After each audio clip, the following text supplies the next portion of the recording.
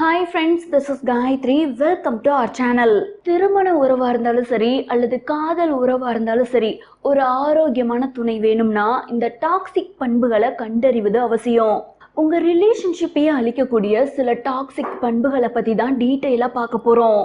இந்த டாக்ஸிக் ரிலேஷன்ஷிப்பில் very first நல்லா மேனிப்புலேட் பண்ணுறது.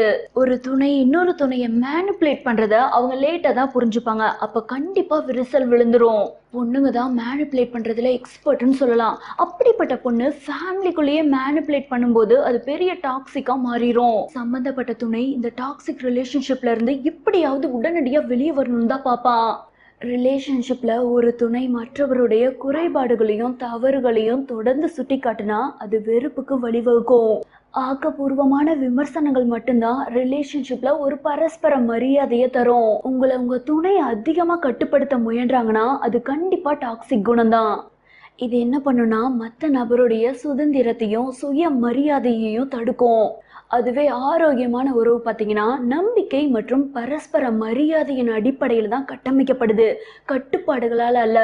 இந்த ஹெல்த்தியான உறவுன்னு சொல்றமே அதுக்கு அடித்தளமே தடையில்லாத தகவல் தொடர்பு தான். சம்பந்தப்பட்ட பையனோ பொண்ணோ வெளிப்படையாகவோ நேர்மையாகவோ தொடர்புகளை தவறுனாங்கன்னா தவறான புரிதல்களும் மோதல்களும் தான் ஏற்படும்.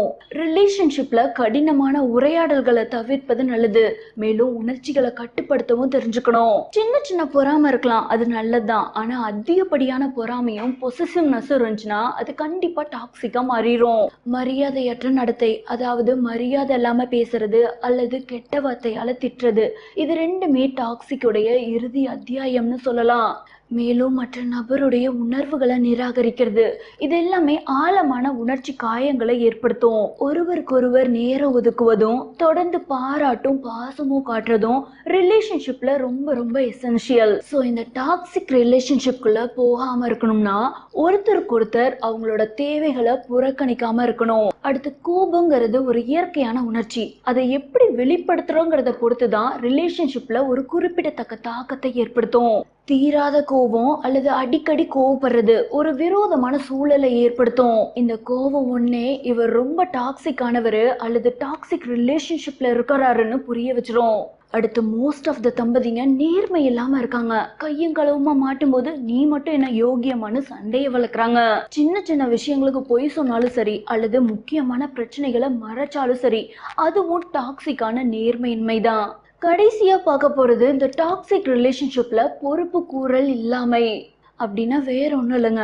தம்பதிகள் ரெண்டு பேரும் அவங்க செய்யற செயல்களுக்கும் தவறுகளுக்கும் பொறுப்பேற்றுக்காம இருப்பாங்க. ஒரு துணை மற்றவரை தொடர்ந்து குற்றம் சாட்டுவது அல்லது அவங்களுடைய தவறுகளை ஒப்புக்கொள்ள மறுக்கிறது.